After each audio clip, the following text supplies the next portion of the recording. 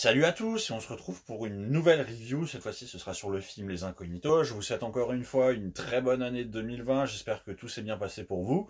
Et on va commencer. Donc, Les Incognitos, c'est un film qui est plus si récent que ça, qui est quand même sorti il y a un petit moment. Mais j'ai eu la chance de le voir, donc je vous fais une review rapide.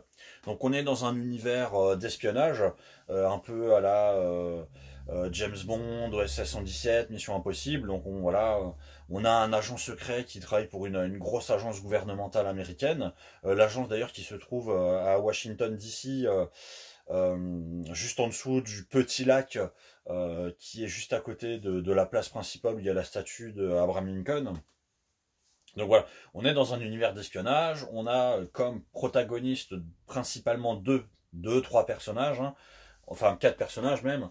On a donc les deux héros principaux, donc ça va être le super agent qui réussit toujours tout, qui est doublé par Will Smith en version originale, et on a le deuxième protagonisme qui est, on va dire, le personnage un peu plus lambda, mais l'inventeur, un peu le Q dans James Bond, mais voilà, c'est un inventeur qui a la vingtaine, c'est un inventeur qui aussi est assez positif, puisque son objectif c'est comment réussir une mission d'espionnage sans tuer de gens, et au final en essayant quand même de rester positif dans les armes qu'on utilise, donc des armes non létales, des armes même qui déclenchent des paillettes, des têtes de chat, etc., pour essayer de donner du bonheur à son ennemi.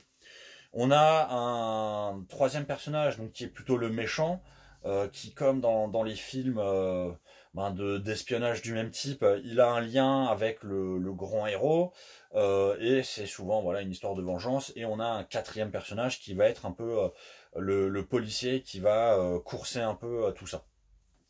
Donc on se retrouve au final quand même dans une histoire un peu classique, j'ai envie de dire, hein, puisqu'on a la scène de début où on nous montre le héros réussir sa mission. Il rencontre le deuxième héros et on voit qu'entre deux il y a un peu d'animosité. Évidemment à la fin ils vont devenir les meilleurs amis, ils vont bosser ensemble, etc. Et on a donc ce deuxième héros, ce petit jeune, qui fait des inventions et surtout qui veut apporter une autre manière de faire de l'espionnage en étant positif, en évitant de tuer les personnes, en évitant de faire le mal. Donc voilà, au début on est sur une incompréhension des deux personnes. Il va se passer un truc. Évidemment, les deux vont se retrouver à faire un peu le tour du monde pour essayer de résoudre l'énigme, de résoudre le problème qui leur a été posé. Évidemment, à la fin, ils vont réussir. Évidemment, euh, les solutions positives qui ont été proposées vont marcher, vont être acceptées par waouh, ah là là, ça fait 50 ans, 100 ans que on se trompe tous, c'est toi qui as raison. J'ai trouvé quand même que bon, ça reste un scénario qui est quand même assez bateau, assez classique, qui de la même manière, vous prenez plusieurs films, vous les combinez, vous faites ça en mode dessin animé, au final vous obtenez ce film. Ce qui était très intéressant, c'est justement ce côté un peu positif, d'essayer de montrer, bon après c'est un film pour enfants, mais d'essayer de montrer qu'il y a une autre manière de faire les choses et qu'il faut, il faut rester, faut essayer de proposer de nouvelles choses, faut être innovant et il faut pas hésiter au final à ce qui se passait dans le film, c'est d'aider son ennemi. Une fois qu'on l'a battu, c'est pas la peine de le tuer, c'est voilà, il faut lui tendre la main, il faut essayer d'aller de l'avant et même essayer peut-être de l'intégrer au système parce qu'on peut, il peut nous apporter des choses lui aussi. Donc le film est assez classique. Pour ma part, il n'y a pas grand-chose à dire. C'est voilà, c'est beau visuellement. Vous avez des stars derrière les voix off. Euh, c'est un film pour les enfants. C'est un film si vous avez des enfants, c'est un film à aller voir. C'est un film qui a une morale finale qui est intéressante. Voilà. Ça reste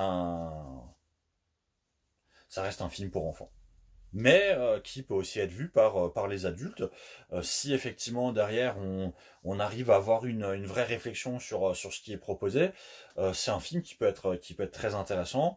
En termes de rapport qualité-prix, si effectivement vous venez avec vos enfants, si vous allez à des séances pour enfants, etc., je trouve que ça vaut très très bien le coup. Après, y aller en plein pot, etc., c'est pas forcément, voilà, même si c'est un divertissement, si vous êtes des adultes, je trouve que c'est pas vraiment le film qui va vous divertir. Mais voilà, ça, si vous avez des enfants, si vous avez envie de vous faire des sorties fun, moi je vous le conseille. Voilà. Je vous souhaite encore une fois une bonne année. Je vous invite à liker, commenter. Si vous avez des remarques, des suggestions, n'hésitez pas à partager. Et on va essayer de se retrouver la prochaine fois pour une prochaine vidéo avec des films qui, pour le coup, seront vraiment beaucoup plus récents. Et si j'ai la chance encore de voir des films en avant-première, j'essaierai même de vous faire les vidéos avant que le film ne sorte. Comme ça, vous aurez vraiment là une vraie vidéo d'avant-première. Et je vous remercie tous et on se voit une prochaine fois.